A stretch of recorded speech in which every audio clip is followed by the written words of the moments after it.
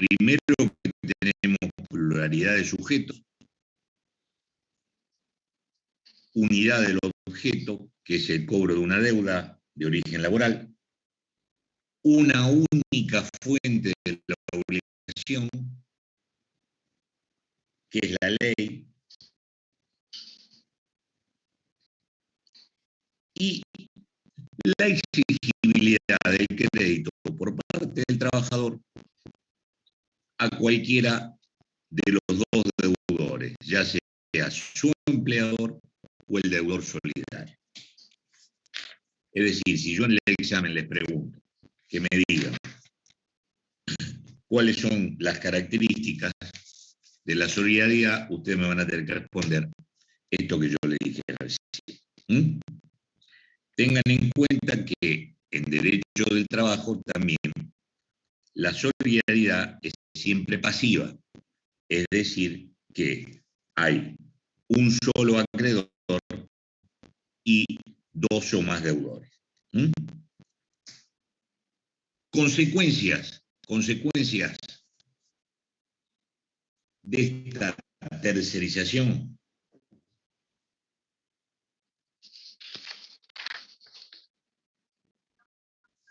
Primero, reducción de los trabajadores dependientes de la empresa principal.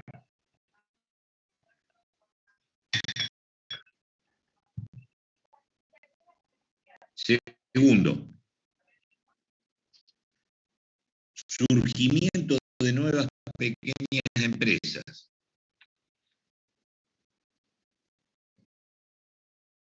Que son las que brindan esa mano de obra que se terceriza.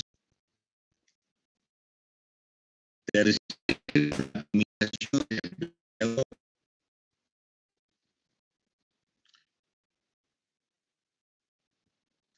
De diferentes estatutos y convenios colectivos de trabajo. Y quinto, una menor presencia sindical y tendencia a la descentralización de lo que es la negociación colectiva en una empresa. ¿Estamos de acuerdo? ¿Y tendencia, profesor? ¿Cómo? Perdón, y tendencia, dijo usted, una menor presencia sindical y a tendencia... la descentralización de la negociación colectiva dentro de la empresa. Perfecto. Ustedes, por ejemplo, fíjense que si yo tercerizo el tema de la limpieza en un gran establecimiento de supermercado, por ejemplo, de venta de productos, ya lo que es la negociación colectiva, la presencia sindical de esa empresa que yo contrato para limpieza de ese personal, ya no lo tengo. Bueno, vamos a la clasificación, que es lo más importante. La primera es la interposición de personas que ustedes vieron en el artículo 14, cuando vieron los principios. Ahora lo vamos a pasar de todas maneras. La segunda es la intermediación, que está en la primera parte del artículo 29 de la Ley de Contrato de Trabajo.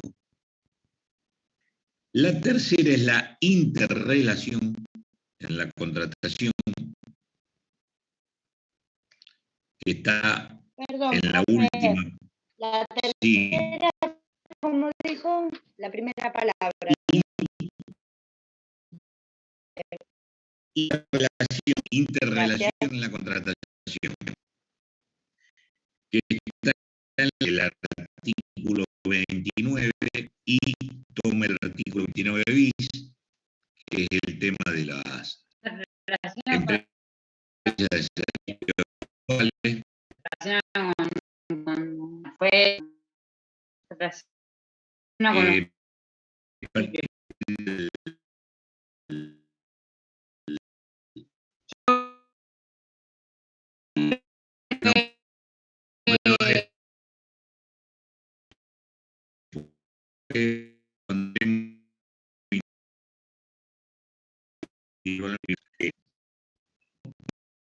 trabajos,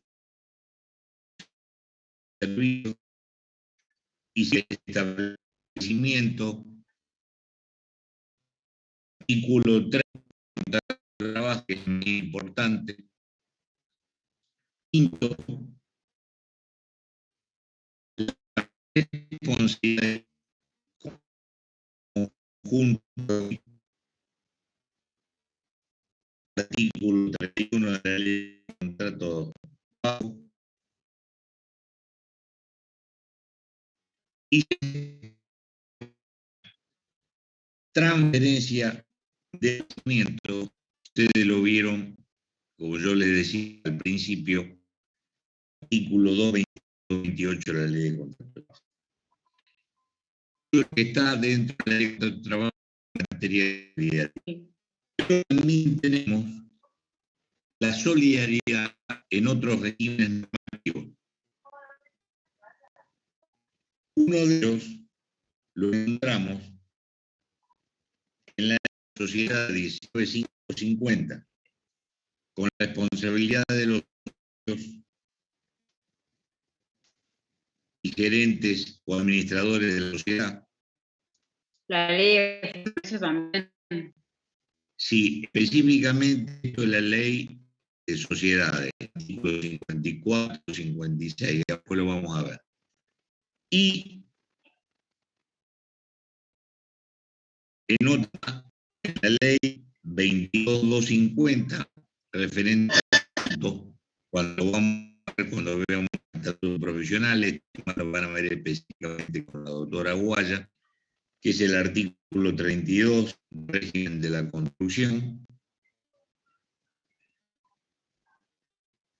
Otra forma donde contempla la solidaridad, eso lo van a ver conmigo, es también en un régimen especial, que es el régimen de trabajadores agrarios, en el artículo 12 de la ley 1627. Y finalmente, cuando veamos la ley de riesgo de trabajo,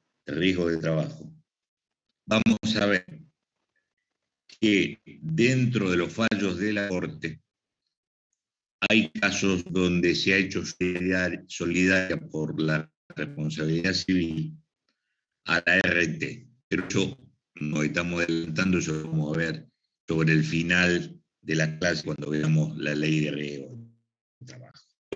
Se lo enumero para que ustedes lo tengan en cuenta. Hasta acá estamos más o menos con la descripción. ¿Alguna pregunta o duda? No. Bueno, muy bien. Vamos a comenzar la interposición. Esto ustedes ya lo vieron, artículo 14, nulidad por fraude laboral. Esto lo vimos cuando vimos principios. Será nulo todo contrato por el cual las partes hayan procedido con simulación o fraude a la ley laboral, sea aparentando normas contractuales no laborales, interposición de personas, aquí está el tema, interposición de personas, o de cualquier otro medio. En tal caso, la relación quedará regida por esta ley. Es decir, que acuérdense que cuando vimos esto, hablábamos que en derecho laboral rige lo que se llama el principio de primacía de la realidad, por el cual el juez debe analizar los hechos tal cual ocurrieron. Por lo tanto, la ley acá sanciona de nula cualquier figura jurídica que se utilice para perpetrar el fraude laboral, cualquier figura jurídica no laboral, por supuesto. Yo puedo decir, esta es una locación. Sí. Hago una pregunta. Por ejemplo, las consultoras. Yo me doy cuenta que tienen un quit distinto al que figura realmente. Y tú decís, no, pero o sea, es diferente. Y ponen, o sea, la gente nunca han pasado por esa consultora y lo ponen como que pasaron por esa consultora, pero en realidad hicieron una entrevista en el lugar donde trabajaron siempre. y los ponen por la consultora donde trabajaron. Es fraude laboral, claramente, porque no pasaron por la consultora esa. Sí, en esta situación, en toda la situación, es decir, hay que ver específicamente lo que es el caso concreto. Hay que analizar cuál es la situación concreta y dentro de qué normativa encuadra. Por ejemplo, acá, el artículo 14 específicamente declara nulo todo contrato que se realice con simulación o fraude a la ley. Lo declara nulo, le pone esa sanción. Vamos a ver más adelante que en los restantes no se declara la nulidad. Es distinta, hay una extensión de la responsabilidad. Acá se declara nulo en el artículo 14 y el juez analiza la situación conforme el principio de la primacía de la realidad, es decir, analiza los hechos o el fáctico habido. No, Pasto. Un actor. No, le digo así, porque realmente la persona que conozco nunca pasó por esa consultora. Bueno, realmente. Bueno, lo que usted me dice puede ser un caso, habría que ver bien cómo es el fáctico. Yo así, con lo que usted me dice, no puedo decirle una cosa u otra. Puede ser una posibilidad. Sí, puede ser una posibilidad. Obviamente. Pero el caso más típico acá es el caso, por ejemplo, que se pretende encubrir un contrato de trabajo mediante lo que es una locación de servicio. Ese es el caso más común. Bueno, seguimos adelante. Esto aparte ustedes ya lo vieron en su momento. Vamos específicamente a lo que es el artículo 29. Vamos a la intermediación. Intermediación. ¿Qué es la intermediación? El intermediario, es decir, etimológicamente, el intermediario es el que está en el medio. Y yo registro un trabajador, se lo explico primero, trato de explicárselo con mis palabras y después vamos a leer el artículo. Yo contrato un trabajador, lo registro a mi nombre y le pago, pero para que este señor preste servicio en otra empresa. Fíjense que acá nos encontramos con dos contratos. Ustedes tengan en cuenta una cosa. Yo contrato a un trabajador, primero un contrato laboral, contrato de trabajo, pero a su vez a ese trabajador lo mando a prestar servicio a otra empresa, es decir, que yo con esa otra empresa tengo un contrato civil. Hay dos contratos, un contrato laboral que yo tengo con el trabajador y un contrato civil que yo tengo con la otra empresa.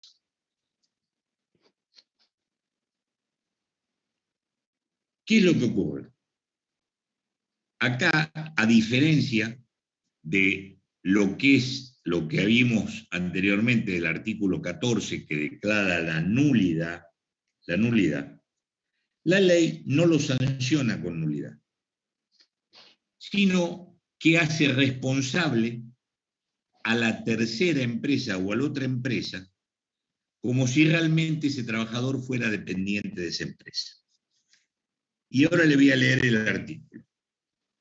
Artículo 29, primera parte.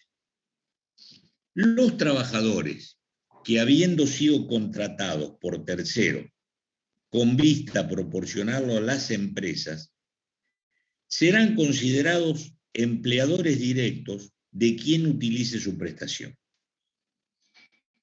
En tal supuesto, y cualquiera que sea el acto o estipulación que al efecto concierten, los terceros contratantes y la empresa para la cual los trabajadores presten o hayan prestado servicio responderán solidariamente de todas las obligaciones emergentes de la relación laboral y de las que se deriven del régimen de la seguridad social.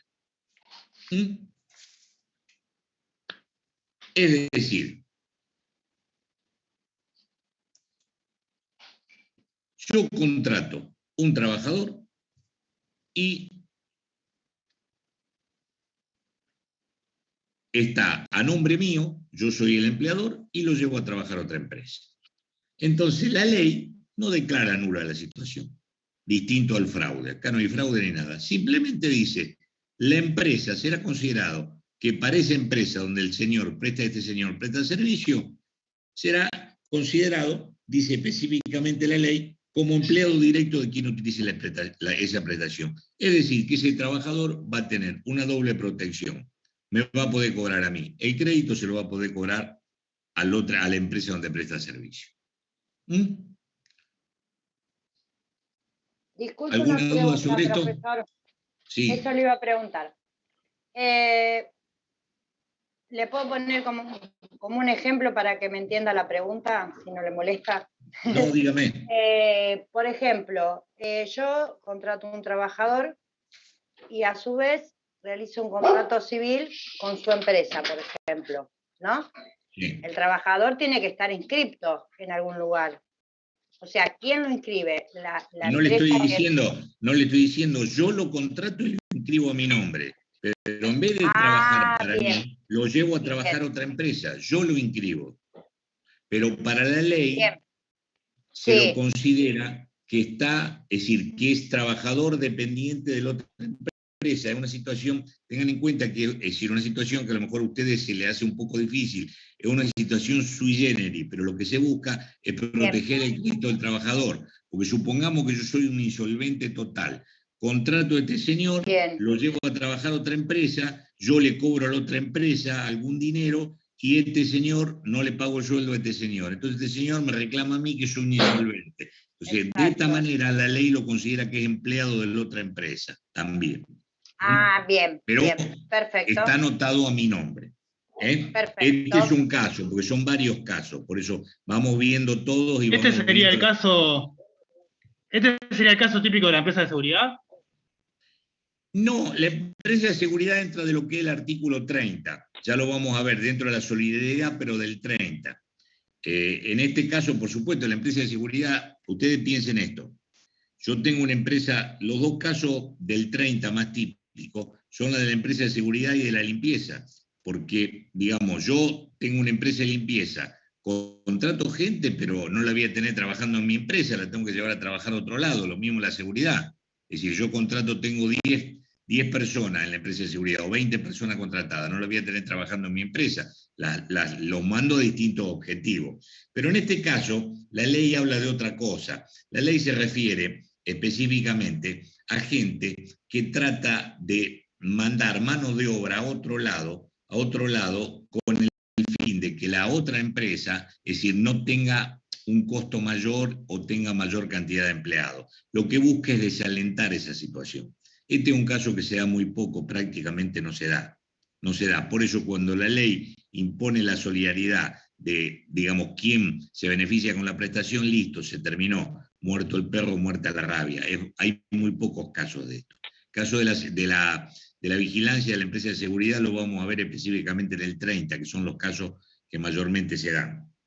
Inclusive, profesor, sí. una muy cortita, la interrumpo muy cortita. Ahora, yo como tercera empresa o segunda empresa, digamos, que me va a facturar esa persona, no, esa empresa que tiene ese trabajador puesto a su nombre, o que lo inscribió bajo con su quit de esa empresa, me presta un servicio a mí, ahí me va a facturar, porque si no, ¿qué cobertura tengo yo de que después no me venga con un planteo laboral por la solidaridad? Es que usted no tiene cobertura, justamente lo que dice la ley. Por más que, por supuesto que le va a facturar, pero usted no va a poder decir, mire, yo tengo un contrato comercial, esta gente me proveía mano de obra, y bueno, pero el artículo 29 dice específicamente que si usted recibe esa mano de obra, la va a tener que pagar, es decir, es responsable directo de la misma manera que si fuera empleado suyo y estuviera anotado. ¿Me explico? Está bien, perfecto. O sea, tiende a desalentar. Ustedes tengan en cuenta esto, la ley tiende a desalentar todo ese tipo de situaciones que en definitiva pueden perjudicar al trabajador, porque si no sería muy fácil. Yo contrato a alguien de una empresa insolvente, hago un contrato con un insolvente, ese insolvente me provee mano de obra y el día de mañana le deja de pagar y esta gente se queda en la calle o se queda sin cobrar lo que le corresponde. No hace los aportes a la seguridad social, no hace absolutamente nada. Entonces la ley tiende a desalentar todo ese tipo de cosas. Por eso, es decir, con esta norma, muy pocas situaciones se dan. Esto no lo debo confundir con lo que son, por ejemplo, las empresas consultoras. Las empresas consultoras, es decir, yo digo, mire, yo necesito un señor para el cargo de gerente.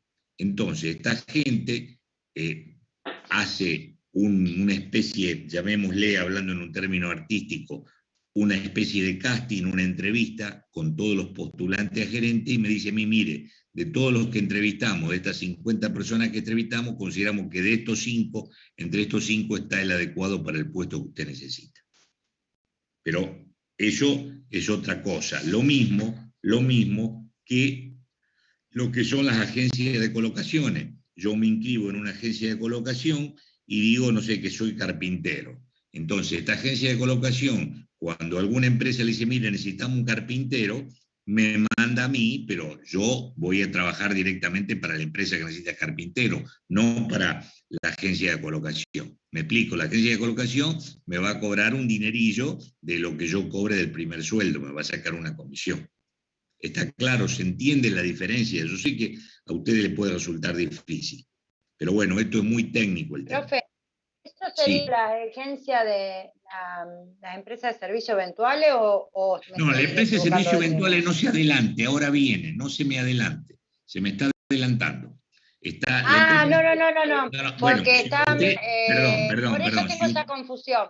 Bueno, por eso se lo voy explicando de a poco. Pues. Si usted se me está adelantando, Bien. yo le detallé punto por punto los casos.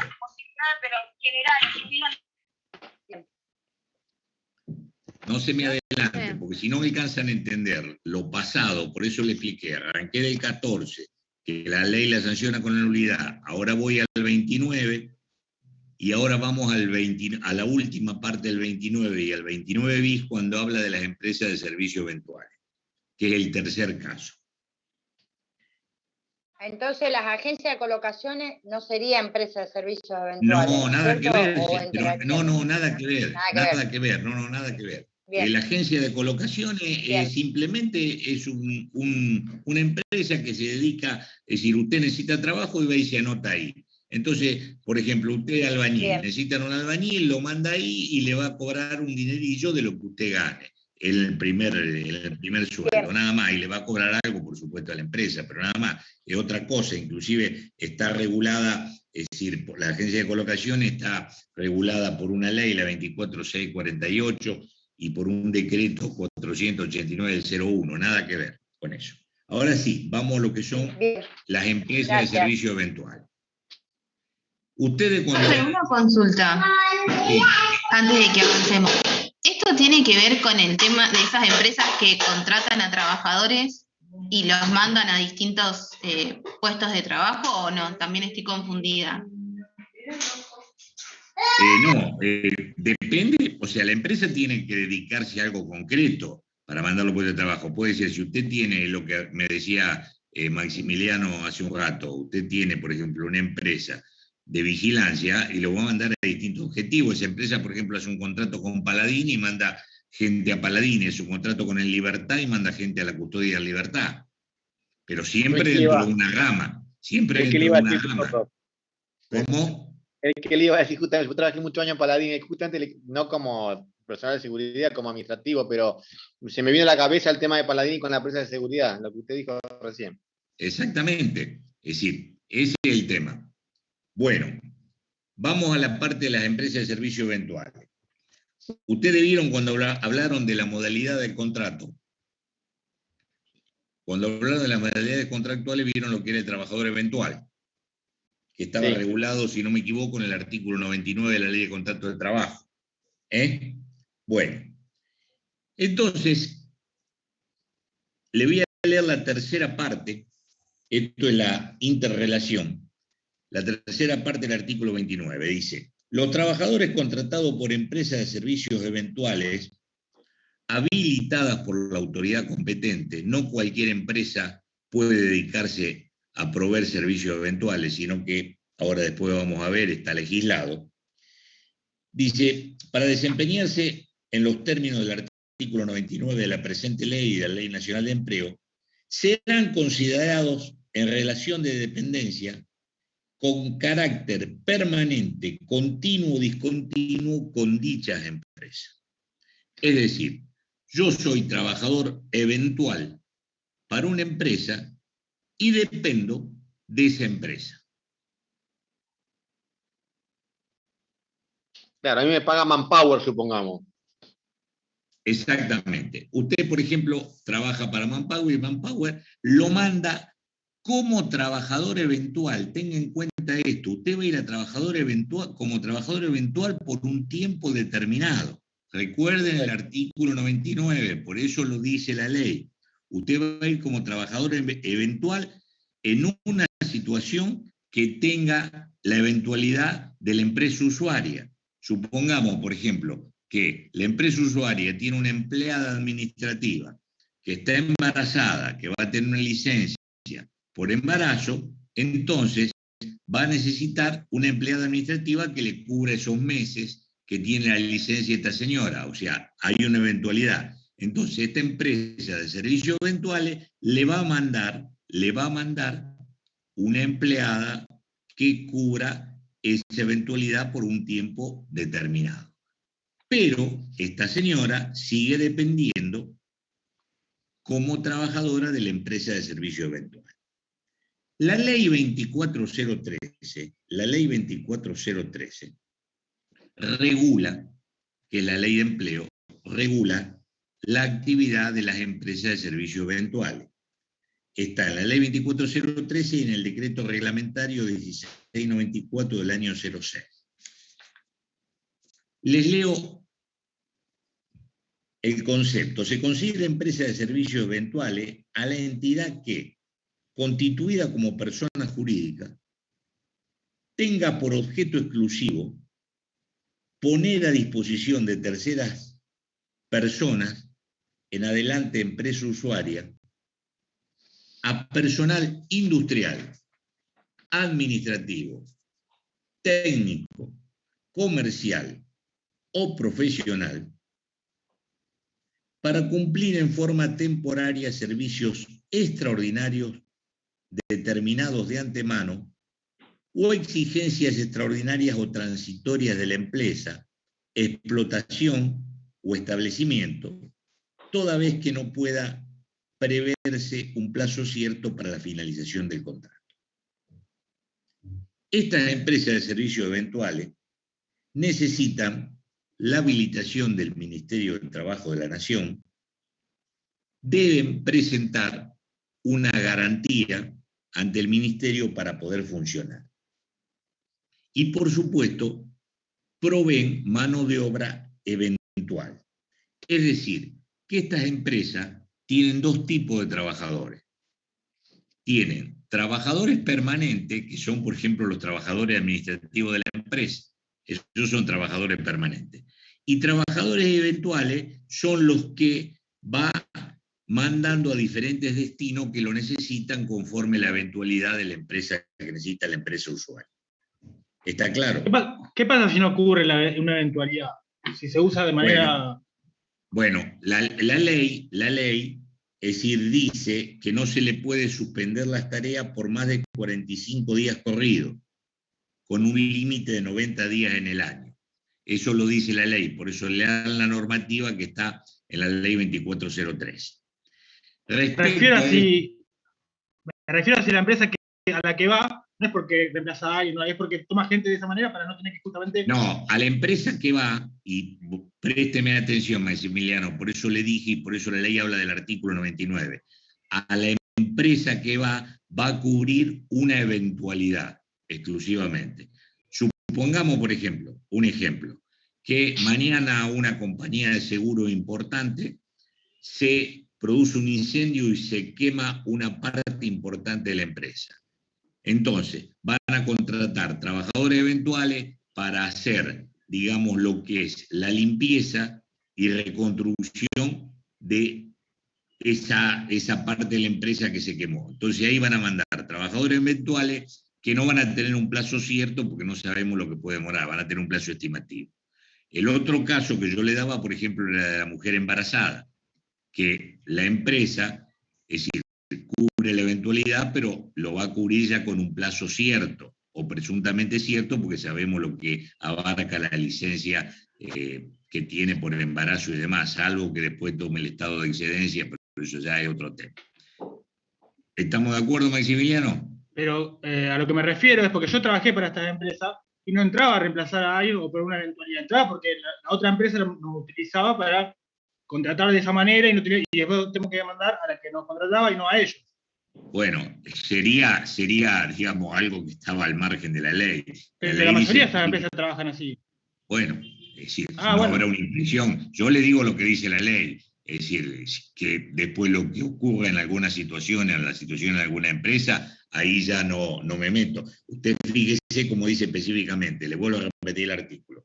Los trabajadores contratados por empresas de servicios eventuales habilitadas por la autoridad competente, en los términos del artículo 99, cuando habla del trabajador eventual, es decir, lo dice específicamente, serán considerados en relación de dependencia con carácter permanente, continuo o discontinuo con dicha empresa.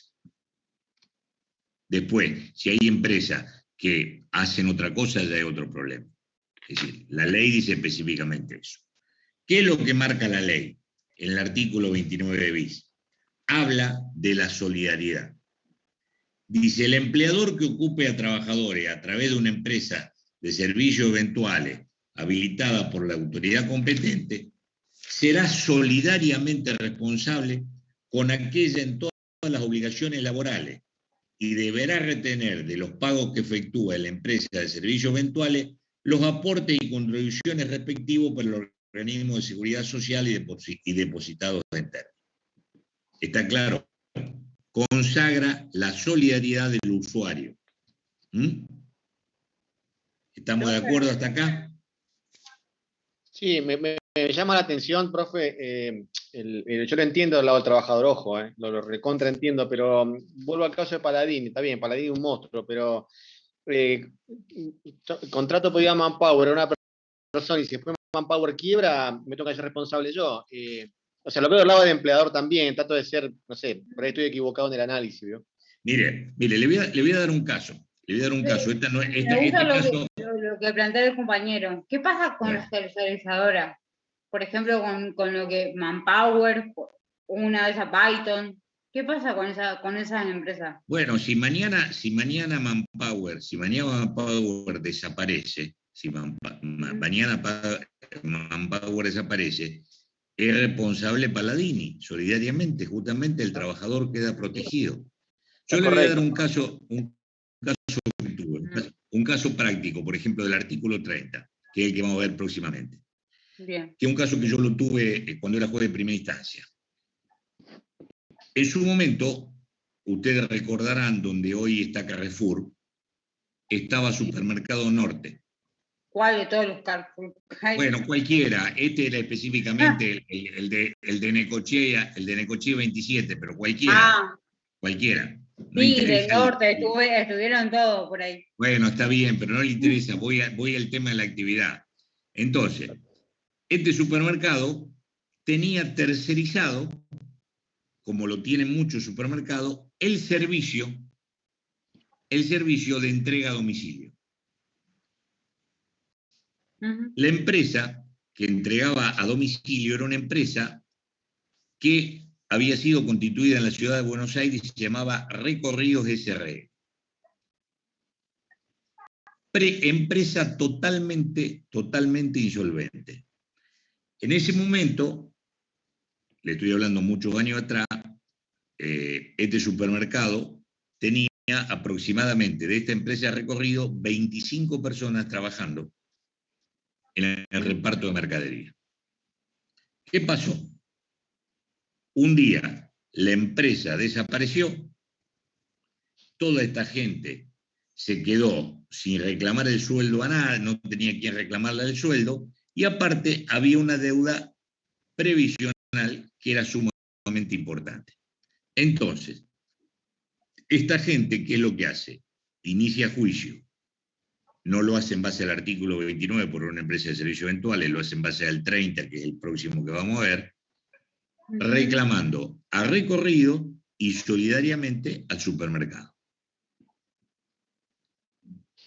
Después vamos a ver un poco las teorías y qué actividades abarca. Pero en definitiva, el supermercado terminó siendo responsable y pagando. Después le voy a explicar, cuando veamos el artículo 30, la parte técnica y en qué estuvo fundamentada la situación y la evolución que tuvo la jurisprudencia y las teorías que se dieron al respecto. ¿Me explico? Pero, Brenda, todo esto, para que usted lo entienda, está hecho pura y exclusivamente en defensa del trabajador ante esta situación. Porque si no, es muy fácil. Escúcheme, déjeme terminar. Es decir, yo en este país, con el sistema que nosotros tenemos, yo hoy formo una SRL con otra persona o con 2 personas más, sin tener nada de solvencia, y si me van bien en los negocios, bárbaro, y si me va mal, dejo un tendal, y nadie se hace responsable. Entonces, después, a los 2 meses, a los 3 meses, a los 5 meses, voy y formo otra empresa dedicada a lo mismo, y si me va mal, dejo otro tendal, y así. No tengo ningún tipo de sanción. ¿Me explico? Es decir, entonces, todas estas normas están hechas en defensa del trabajador, para que la empresa... ¿Usted es peronista? Primero, para que la empresa... ¿Cómo? ¿Usted es peronista? No, eso no se lo voy a contestar, porque... Bueno, vas a mi trabajo. Algún día... No, porque quiero dejar algo claro.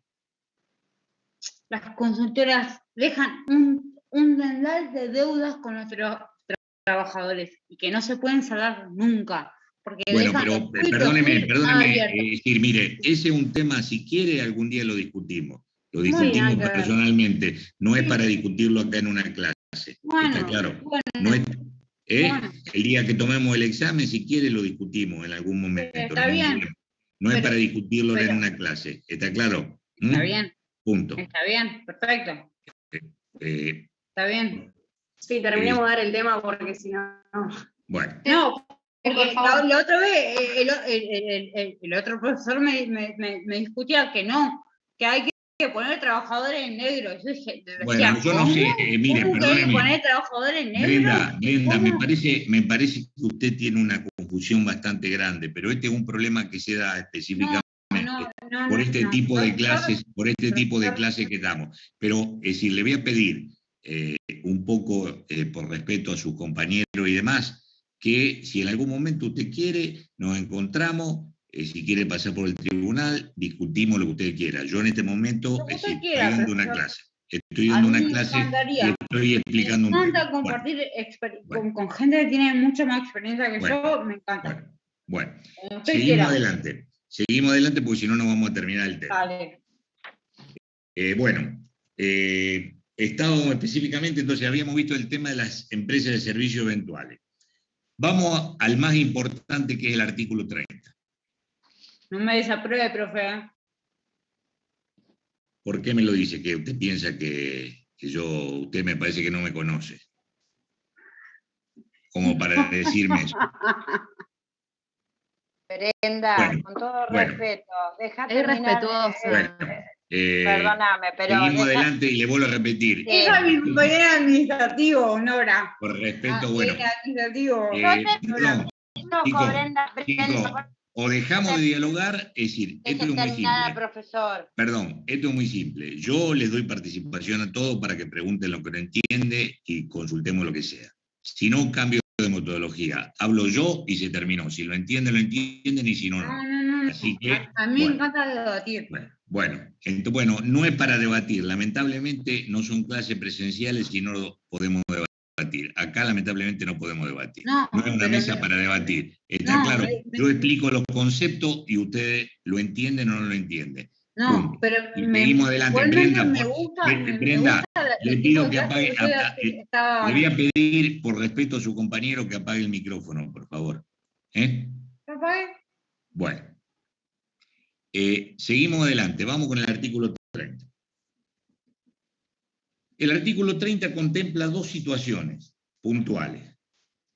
Quienes cedan total o parcialmente el establecimiento, y el tema de la contratación o subcontratación. Casos puntuales. Para que ustedes lo entiendan. Por ejemplo, cesión total o parcial de un establecimiento. Esto se da, ustedes deben haber concurrido a los supermercados chinos alguna vez. Exacto. Ustedes, por ejemplo, en el supermercado chino van a ver que la parte a lo mejor de la carnicería o de la verdulería o de la panadería le explota un tercero. Exacto. Van a ver que cuando van a pagar le dan un papelito para que lo lleve a la caja. Es decir, ellos cedieron ahí parcialmente una parte de su establecimiento. ¿Está claro? Y por supuesto, el empleado que está en la carnicería, o que está en la verdulería, o que está en la panadería, es decir, es empleado del señor, o del panadero, del carnicero o del verdulero. ¿Está claro? Pero están insertos dentro de ese establecimiento. ¿Y nada tiene que ver con los chinos, profe? ¿Legalmente ese empleado de ese carnicero? No, nada que ver. O sea, eso lo puede tener los chinos, lo puede tener la gallega, lo puede tener Carrefour, lo puede tener quien sea. O sea, no tiene nada que ver con el... Usted me habla de ese famoso acuerdo que hubo con los chinos, no, olvídese. En esto no tiene nada que ver. Tienen otro tipo de... Ese acuerdo tiene que ver con el tema específicamente impositivo. Ustedes habrán visto que cuando usted paga, el ticket que le dan es un ticket de calculadora, de sumadora. Pero bueno, el acuerdo viene por ese lado, no por el tema de los empleados. El tema de los chinos me hizo acordar porque yo voy a los chinos y pago aparte la carne. Yo le pago la carne al carnicero. Bueno, por eso le digo, justamente porque ellos lo tienen tercerizado ese tema. Entonces, ellos ceden parte del establecimiento, la parte de la carnicería se la ceden a un carnicero que le explote y le pagará un canon, no sé qué arreglo tendrá. Está claro. Bien. Pero bueno, acá el tema es cuidar la protección de ese trabajador que está en la carnicería. Ese es un caso, esa es la cesión total o parcial del establecimiento. Y el otro caso es la contratación o subcontratación. Es lo que nos decía, veía este muchacho antes, Maximiliano, con el tema de la vigilancia. Yo pongo siempre dos casos que son los puntuales, el tema de la vigilancia y el tema de la limpieza. ¿Qué consagra la ley? ¿Qué consagra la ley? La ley, fíjense, le leo la primera parte del artículo. Dice, quienes cedan total o parcialmente a otro el establecimiento de explotación habilitado a su nombre, o contraten o subcontraten cualquier sea el acto que le dé origen, trabajo o servicios correspondientes, y escuchen bien esto, a la actividad normal y específica propia del establecimiento, dentro o fuera de su ámbito, deberán exigir a sus contratistas o subcontratistas el adecuado cumplimiento de las normas relativas al trabajo y los organismos de la seguridad social. ¿Qué quiere decir esto? Y quédense con esto. Acá no los hace empleadores ni nada por el estilo. Los hace solidarios ante el incumplimiento de las normas laborales. Es decir, por ejemplo, el empleado del supermercado, de la carnicería, si el carnicero no le hace los aportes a la seguridad social, el supermercado chino va a ser solidariamente responsable. Clarísimo. Muy bien, pero acá viene el tema que ha dado y ha tenido unos cambios jurisprudenciales terribles, que es el siguiente, y a lo mejor han hablado de una gran discusión, yo ahora les voy a entrar a dar ejemplos después. ¿Qué pasó? Cualquier actividad que yo tercerizo dentro de mi establecimiento me implica la solidaridad. Porque fíjense que la norma dice actividad normal y específica propia del establecimiento. No. Entiendo que bueno, no, profe. Y acá tengan en cuenta una cosa, déjenme terminar el concepto y después lo hablamos. Primer tema, no hay que confundir establecimiento con objeto social. Una cosa es el objeto social de la empresa y otra cosa es el establecimiento. Primer tema. Segundo tema, ¿qué pautas tengo yo para saber si una actividad es normal y específica y propia del establecimiento? ¿Qué pautas tomo? Y respecto a esto, la primer corriente jurisprudencial, después de muchas discusiones, se plasma en un viejo fallo de la Corte de la Nación. Ese viejo fallo, que ustedes lo tienen que saber porque se lo van a preguntar en cualquier examen, lleva el nombre de Rodríguez Juan contra Compañía Embotelladora Argentina y otro, y es un fallo, fíjense, del año 93. Fíjense de qué época estamos hablando. Embotelladora Argentina era la Pepsi Cola en ese momento. Entonces la Corte de la Nación sienta un precedente con una interpretación sumamente estricta y restrictiva desde la interpretación del artículo 30. Entonces, en ese momento, este señor Rodríguez trabajaba para una empresa que se encargaba de la distribución, era un tercero, que lo usaba la Pepsi Cola para distribuir sus productos en los diferentes supermercados y establecimientos. Entonces, utilizando un criterio sumamente restrictivo de la norma, es decir, referente a lo que es la actividad laboral específica y propia del establecimiento, la Corte dice que el reparto de esos productos no hace a la actividad principal y propia del establecimiento y considera que no hay solidaridad. Esto siento un precedente muy, muy importante, que se fue desarrollando a través de los años. Entonces, ustedes sabrán de que si bien, es decir, no hay una norma específica que obliga a los tribunales inferiores a acatar la jurisprudencia de los tribunales superiores, se considera que hay un deber moral de seguirlo.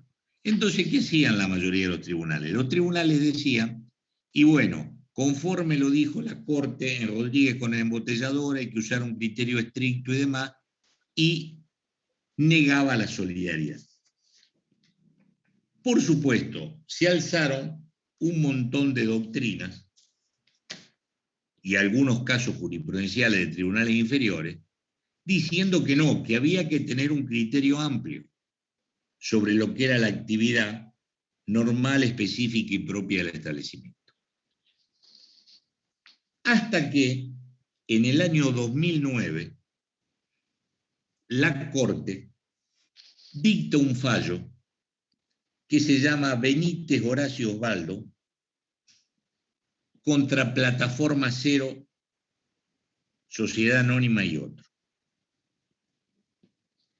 Este fallo es del 22 de diciembre del año 2009.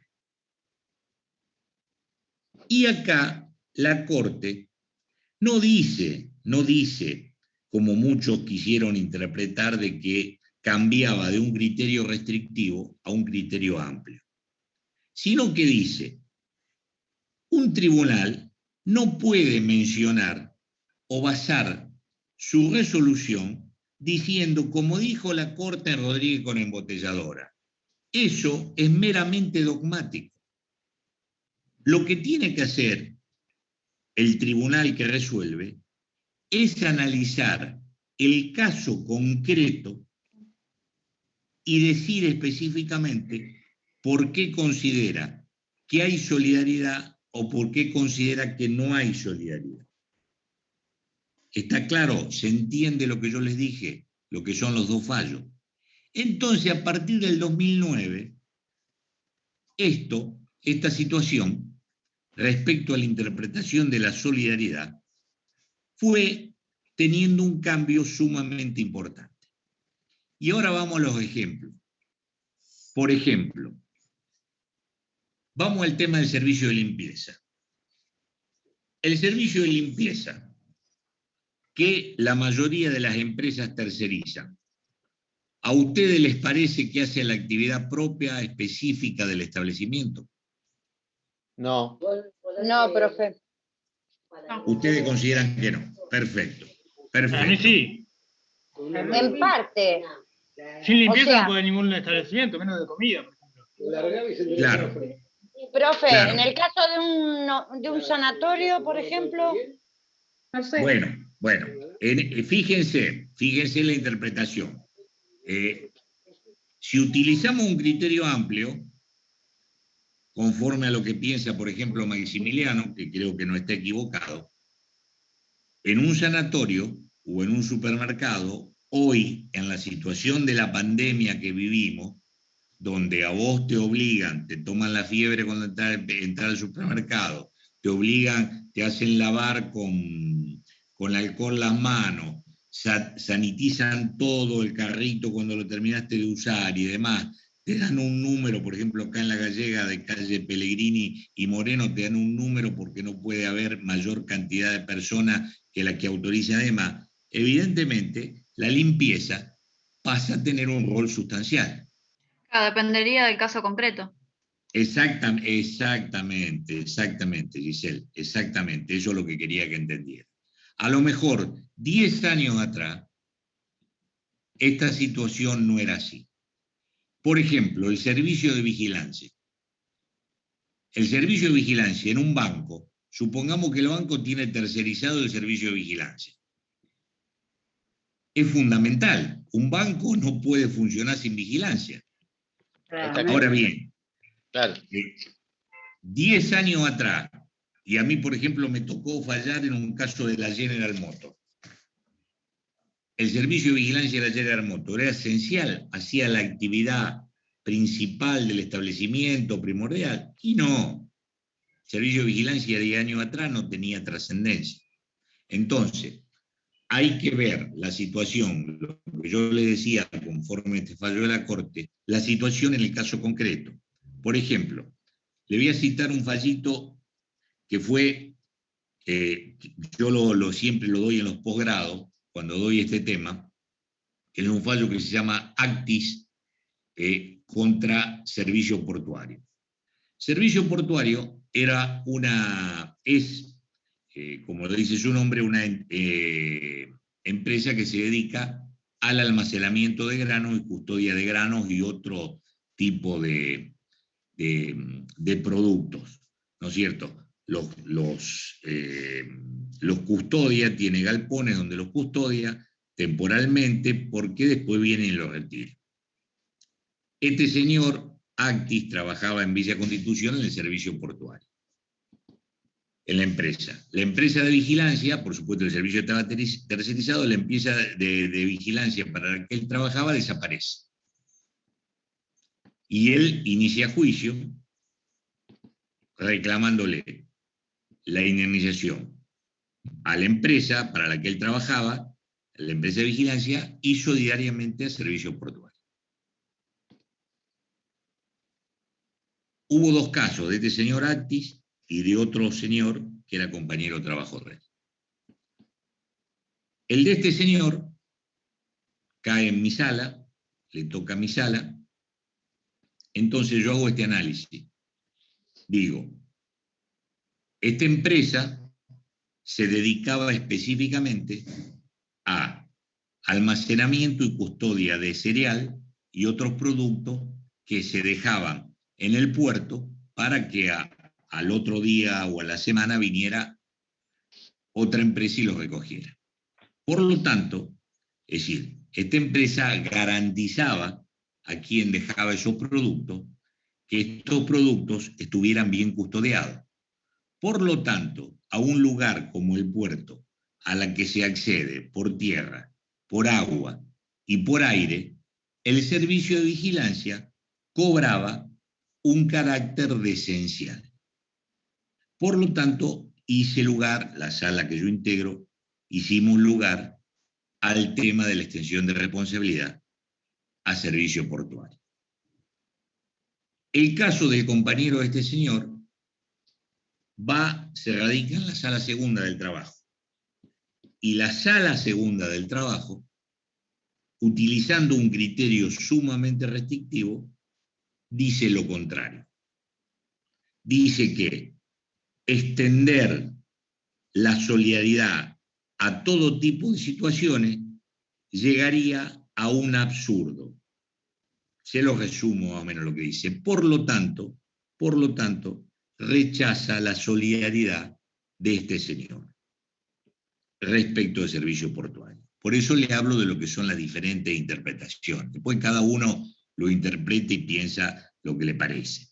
Acá lo que hay que tener en cuenta como pauta orientadora, es ver si esta actividad es esencial para el funcionamiento de la empresa, como en este caso yo entendí que lo era la vigilancia, y si en la prestación hay una unidad técnica en la ejecución de esa actividad. Evidentemente, en este caso el servicio portuario estaba dado a mi criterio. Por supuesto, para otra sala tenían un criterio distinto, después no sé si han llevado el fallo a la Corte, desconozco qué dijo la Corte. Profesor, sí. Le consulto un caso, por ejemplo, en el caso de General Motors, que tienen contratados el servicio de cocina, por ejemplo. Ese sí. No, sería, por ejemplo, no sería una actividad específica y propia de la empresa.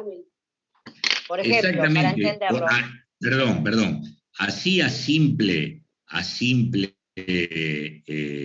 digamos, viéndolo simplemente, yo le diría que no, pero Bien. habría que ver las bondades del caso. Porque, por ejemplo, puede ser, es decir, el caso de General Motors, no tanto, pero por ejemplo, es decir, una vez vi un expediente de un caso que era de la localidad de San Lorenzo, cerca de la localidad de San Lorenzo, de una empresa que estaba en el medio de la nada.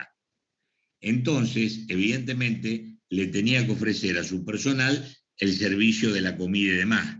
Por lo tanto, en ese caso, las circunstancias variaban y la comida que se le servía mediante una empresa tercerizada, es decir, evidentemente hacía la actividad esencial porque si no ese personal no tenía otras posibilidades de trabajar.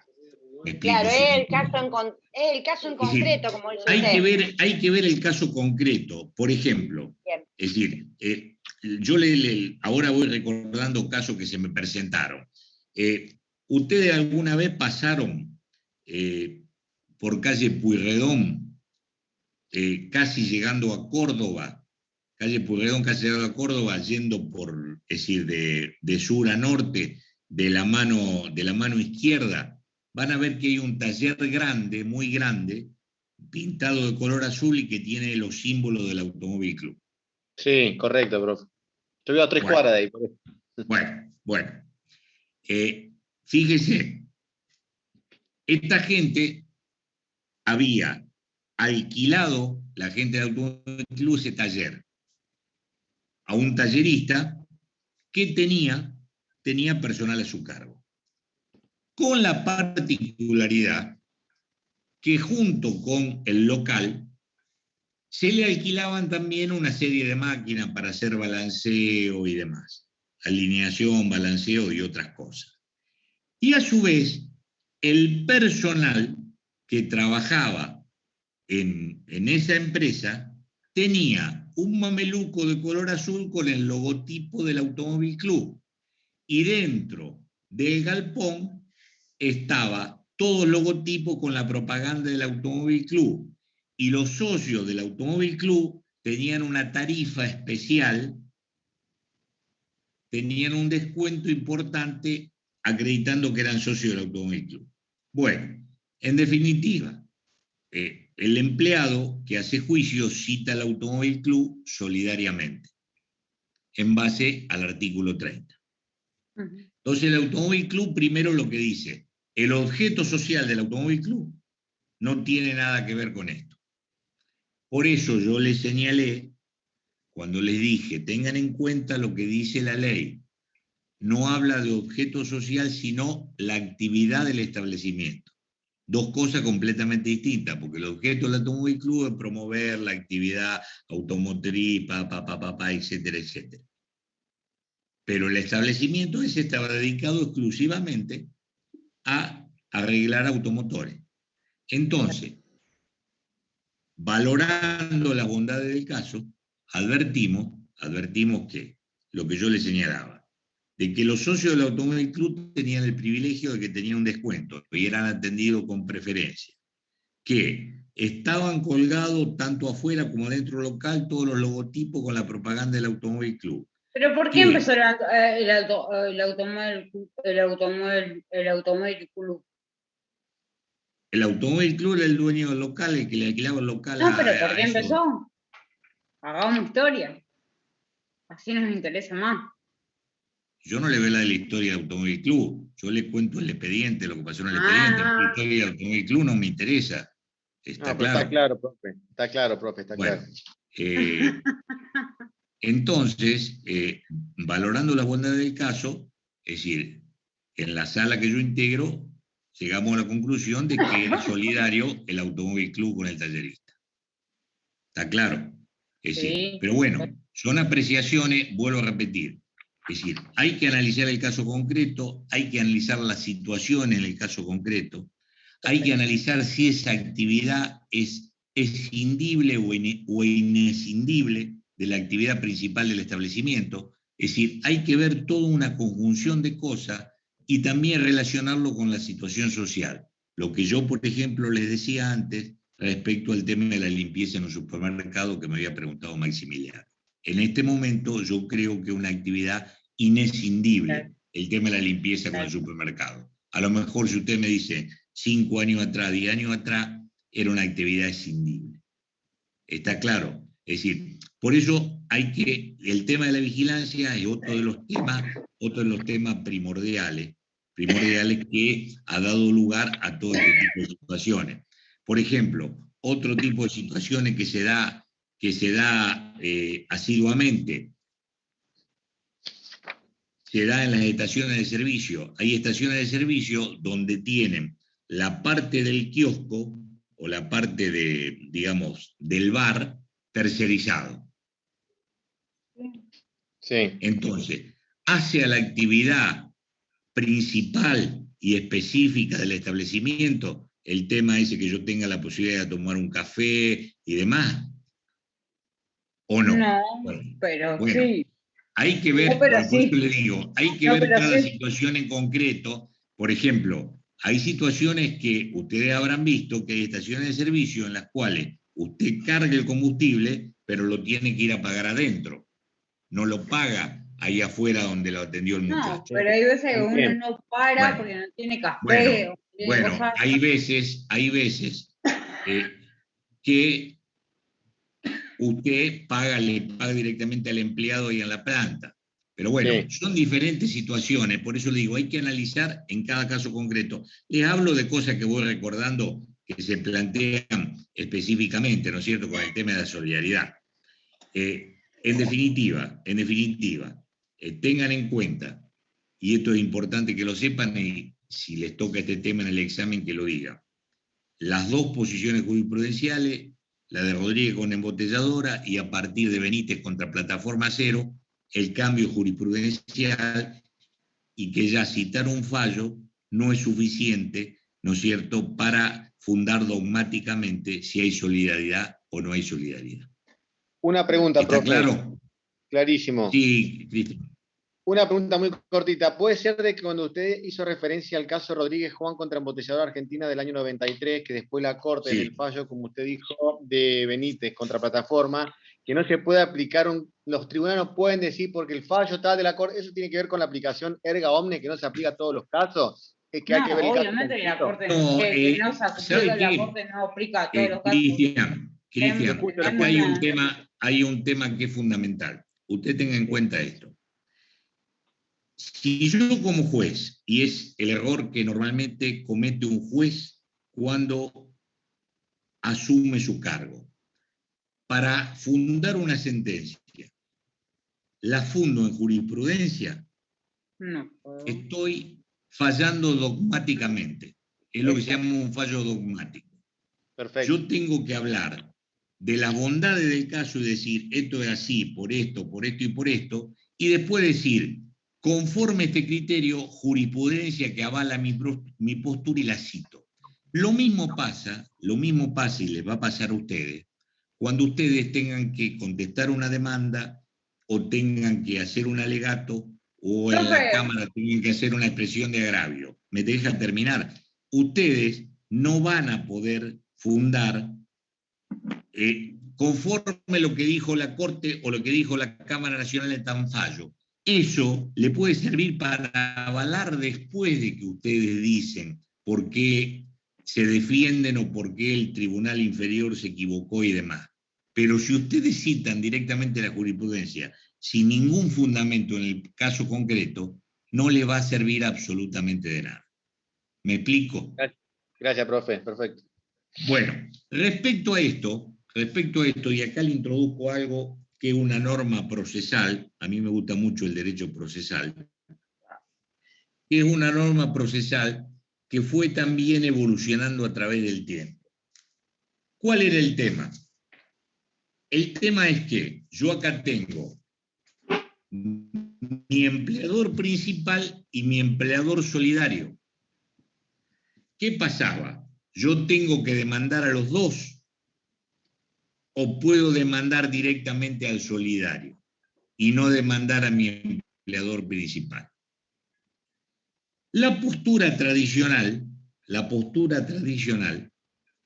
decía o sostenía que yo tenía que demandar a mi empleador principal porque mi verdadera de la relación laboral yo la mantengo con mi empleador principal, que a lo mejor hay circunstancias que el solidario desconoce, porque a mí los recibos de sueldo me lo da el empleador, mi empleador principal, yo con él formulé el contrato de trabajo con determinadas características y demás.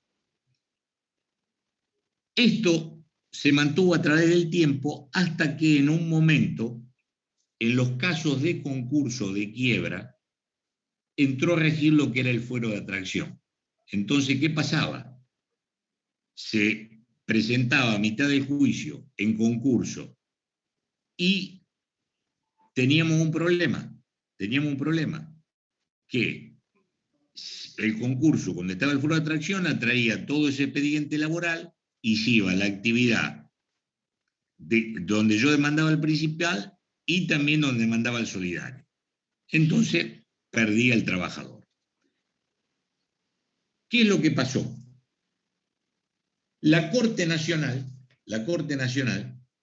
en el año 2006, dicta un fallo plenario.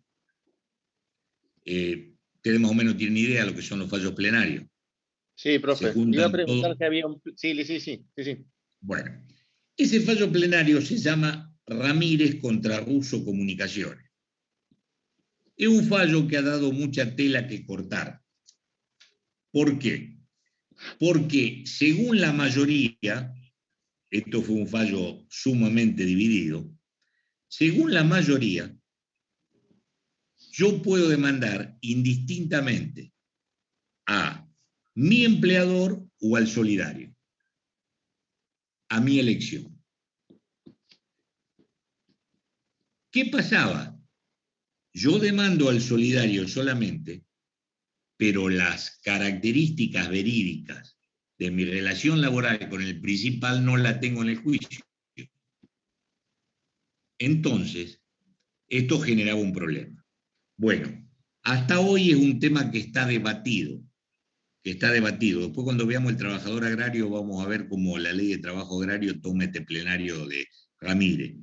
Pero en definitiva, yo entiendo, esta es mi postura, de que para demandar al solidario yo debo tener debidamente acreditada todas las circunstancias de la relación laboral. Porque, por ejemplo, si yo voy y digo, yo cobraba 100.000 pesos y tengo el recibo de sueldo por los 100.000 pesos, no voy a tener problema. Aparte, mis aportes van a figurar en el ANSES y demás y no va a haber problema. Pero si yo digo, yo cobraba 150.000 pesos y cobraba 100.000 pesos por el recibo de sueldo y los otros 50 los cobraba en negro, evidentemente lo voy a tener que probar ante quién era mi empleador, no ante el solidario. Si yo digo, a mí mi empleador me inscribió en tal fecha, pero yo empecé a trabajar un año antes y estuve un año en negro, por lo tanto pido que se me rectifique la fecha de ingreso, eso lo voy a tener que probar ante mi empleador, no ante el solidario. Pero bueno, esa es mi postura. Ustedes van a encontrar diferentes posturas, por eso le hablé del caso del plenario Ramírez con Russo. Si alguna vez tienen oportunidad de leerlo, me interesaría que lean el voto del doctor Morando, que me parece que es el voto más preciso y más certero. Pero vuelvo a repetir, este es un tema altamente opinable. Perdón, ¿el voto de quién? Del doctor Morando. O sea que lo mejor para no errarle hablando mal y pronto, profe, es demandar a los dos por las dudas, no, o estoy equivocado. Claro, pero el problema, ¿sabe cuál es, Cristian? Es cuando se te concursó tu empleadora. Está bien. Sí. Entonces, por ejemplo, te voy a dar un caso. El caso ese que yo nombraba recién, ese caso que le dije de Actis contra esta empresa de servicios portuarios, la empresa de vigilancia, que era la empresa de este señor, resulta que se concursa cuando se está por alegar, cuando se corre traslado para alegar, se concursa. Entonces, ¿qué me dice la demandada servicio portuario, la demandada solidaria? Me dice, señor juez, dice, este señor desistió contra su empleadora.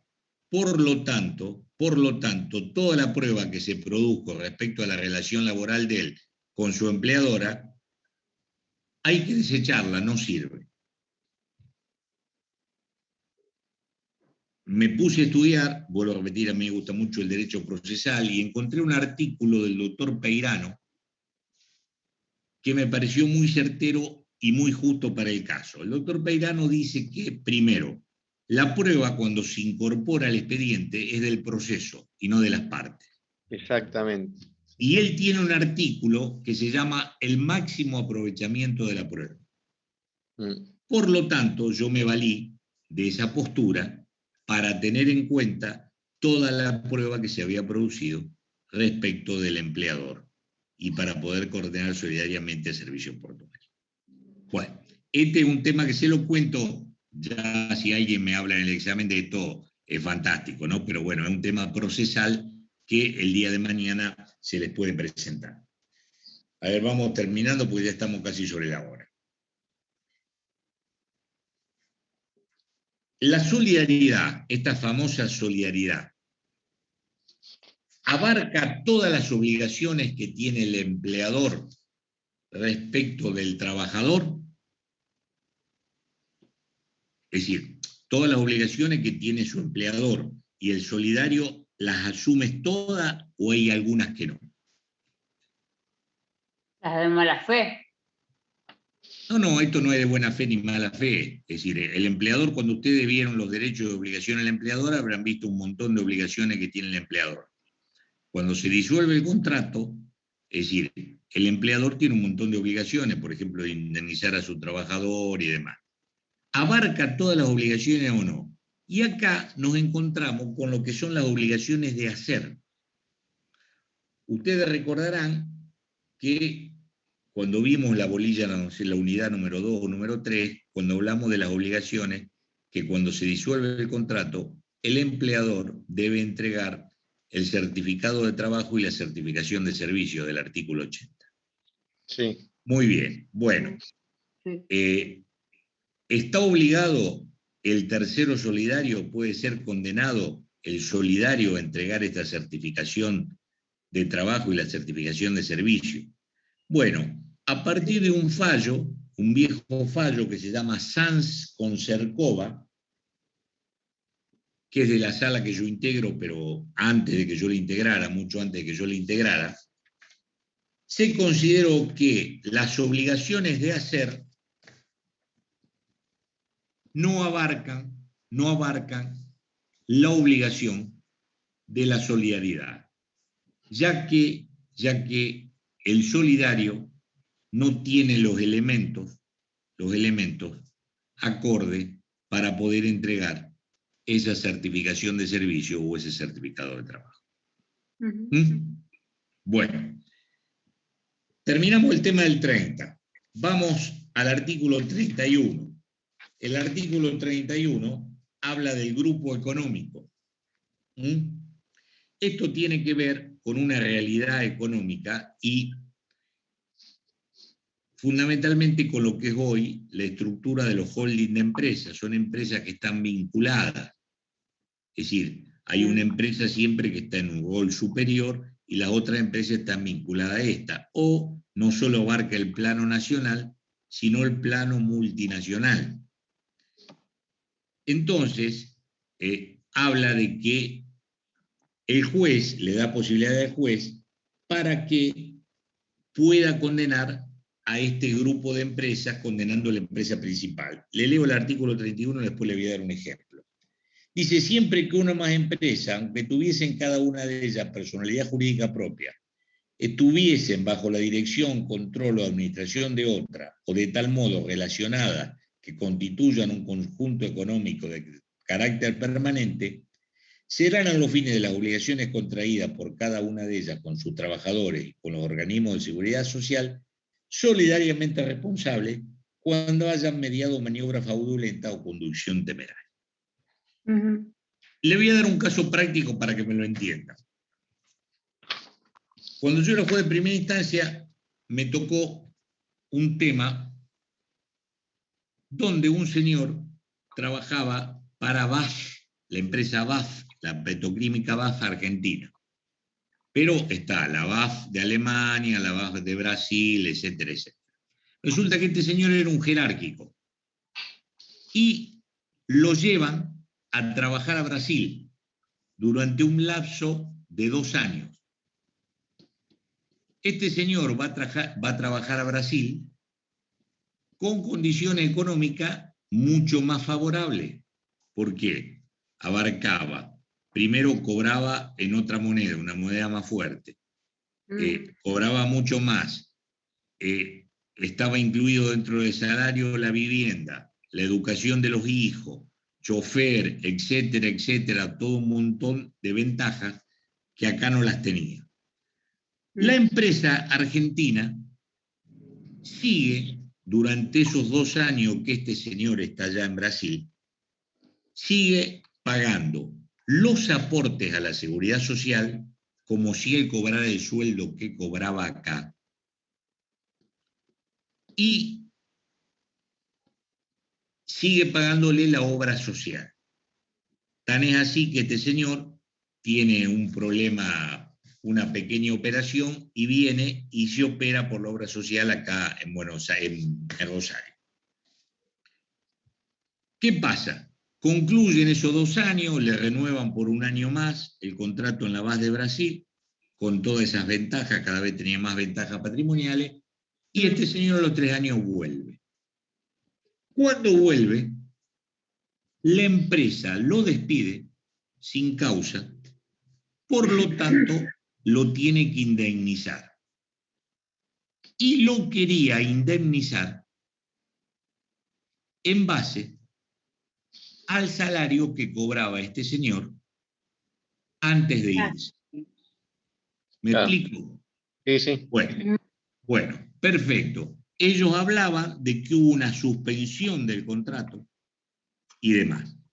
Entonces acá utilizamos un poco lo de grupo económico, lo del derecho internacional, y evidentemente, bueno, a este señor lo tuvieron que indemnizar conforme a lo que él ganaba en Brasil.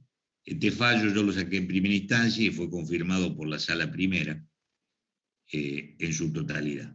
Un poco, bueno, para que les cito el ejemplo para que se den cuenta cómo funciona. Y para terminar, yo les había hablado de otras situaciones de solidaridad que no se encuentran dentro de la ley de contratos de trabajo. Es decir, el del trabajador agrario y de la construcción lo vamos a ver más adelante cuando El de la empleada doméstica digamos, tampoco.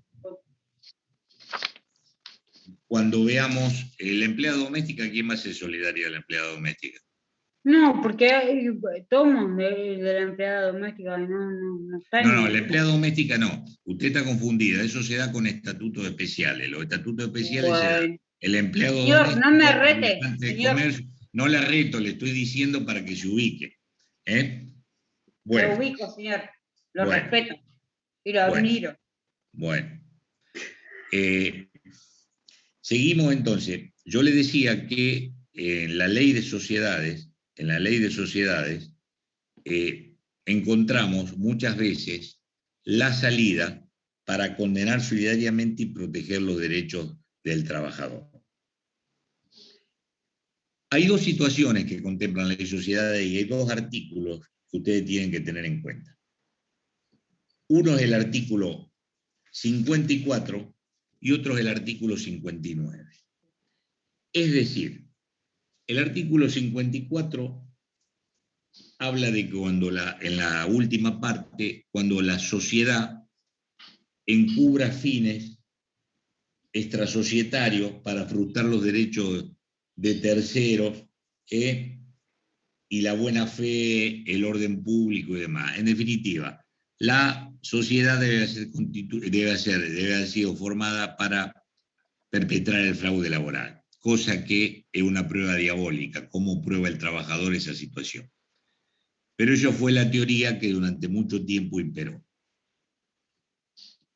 Esto se ha flexibilizado, esta interpretación, y ha ido fundamentalmente a la actuación de los socios administradores de la sociedad. En la SRL sería el socio gerente, el socio administrador una sociedad anónima.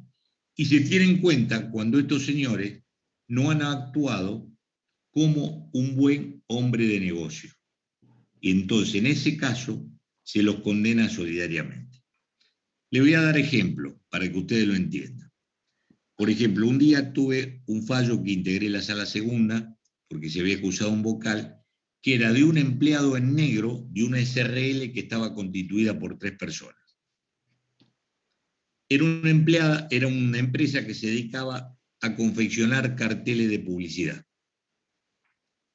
Esos carteles de publicidad de la empresa se encargaba uno de los socios. O sea, teníamos un socio gerente, el otro socio que era el que iba y diseñaba los carteles, tomaba las medidas y demás, y tenía a este señor, a este empleado, bajo su subordinación. Es decir, lo llevaba, era la mano de obra. Era la mano de obra. Este empleado estaba en negro, no lo tenían registrado. Entonces, cuando el empleado pide que lo registren, no lo registran y se da por despedido, inicia una extensión de responsabilidad hacia los socios de esta sociedad. Hacia los 3. Era un SRL que estaba integrado por 3 socios. Entonces, en definitiva, se lo resumo. Se condena, la sociedad no tenía nada, la SRL no tenía bienes, no tenía nada. Se condena solidariamente al socio gerente, que era el administrador, y evidentemente no podía ignorar que tenía un trabajador en negro. Se condena solidariamente al otro socio, que era el que, digamos, utilizaba la mano de obra de este señor que confeccionaba los carteles, porque evidentemente no podía ignorar que este señor con el que trabajaba estuviera en negro. Y referente del otro socio, no se probó absolutamente nada, así que no se lo condenó solidariamente. ¿Me explico? Sí, es profe. decir, hay una infinidad de casos respecto al tema de la sociedad y la responsabilidad de los socios. Por ejemplo, lo que yo le explicaba antes, lo que se llama el tema del trasvasamiento de las sociedades. Se da mucho en los bares, por ejemplo. Yo hoy tengo un bar acá, con determinado mobiliario y determinado personal. Lo formamos una SRL para explotar el bar. De golpe dejamos un tendal, cerramos, dejamos un tendal. Y 4 meses después abrimos a 4 cuadras otro bar con el mismo mobiliario, alquilo otro local con el mismo mobiliario y demás. Eso se llama trasvasamiento de la sociedad, con los mismos socios y demás. Entonces, de esa manera puedo condenar solidariamente a los socios. Hay un sinfín de situaciones, ¿eh? Hay un sinfín de situaciones cuando el capital mayoritario lo tiene una empresa. Otro caso, por ejemplo, que me tocó cuando yo era juez de primera instancia, del tema de extensión de responsabilidad, era una sociedad que se disuelve y se va a liquidar. El liquidador tenía dentro del pasivo de la sociedad una deuda laboral de un empleado. La deuda estaba registrada dentro del pasivo. Resulta que el único bien que existía en la sociedad era un inmueble que tenía mucho valor. Entonces, los socios con el liquidador se ponen de acuerdo para adjudicarle ese inmueble a uno de los socios. El abogado del trabajador, que era bastante despierto, advierte esta situación y presenta una demanda de extensión de responsabilidad. Él no había demandado a los socios, le había demandado a la SRL. Había salido sentencia con la SRL, pero si lograban inscribir ese inmueble a nombre de ese socio, desaparecía su garantía, que era evidentemente la propiedad. Entonces inicia una acción de extensión de responsabilidad que hoy está discutido cuál es el trámite. Yo entiendo que lleva un trámite sumarísimo además, y presenta esa demanda contra la sociedad. Yo me quedé pensando en ese momento por qué no demandó al liquidador también, porque acá la responsabilidad grande era del liquidador. Después advertí por qué no lo había hecho. Cuando vienen a la audiencia de vista de causa, al liquidador lo hace declarar como testigo. Como testigo declara bajo juramento de decir la verdad. Entonces cuando le pregunta para qué, si él sabía que dentro del pasivo de la sociedad estaba la deuda laboral, el liquidador dice que sí, porque no podía mentir. Entonces evidentemente ya estaba todo solucionado. Saqué la sentencia, a la semana vinieron y le pagaron al trabajador para poder transferir ese inmueble y demás. Bueno, hay un sinfín de situaciones, yo menciono algunas, hay un sinfín de situaciones. Ustedes tengan en cuenta que en esta materia la Corte de la Nación, es decir, ha tenido dos criterios imperantes. Un criterio civilista, que siempre lo llevó adelante el doctor Lorenzetti, porque él tiene un origen civilista y demás, y en su momento tuvo un criterio un poco más amplio, más obrerista, que tuvieron el resto, hablo de la Corte anterior, el resto de los miembros de la Corte. Pero bueno, en definitiva, es decir, este es un tema de la extensión de responsabilidad, un tema muy discutido. Esto merece una clase especial y todavía muy avanzado para ustedes. Pero bueno, es para cuando comprendan bien toda la materia y cómo funciona. Se lo menciono para que tengan idea, si alguien en el examen quiere hablar de esto, bueno, bienvenido sea. Bueno, jóvenes, después vamos a hablar cuando veamos estatutos especiales, la parte de la construcción y específicamente la parte del trabajador agrario, cómo juega la extensión de responsabilidad en esos casos. Bueno, espero que hayan entendido, que les haya servido la clase de hoy y nos vemos. Muchísimas gracias, profe. Nos vemos. Gracias, profe. Bueno, profe, muchas gracias. Hasta luego. Gracias.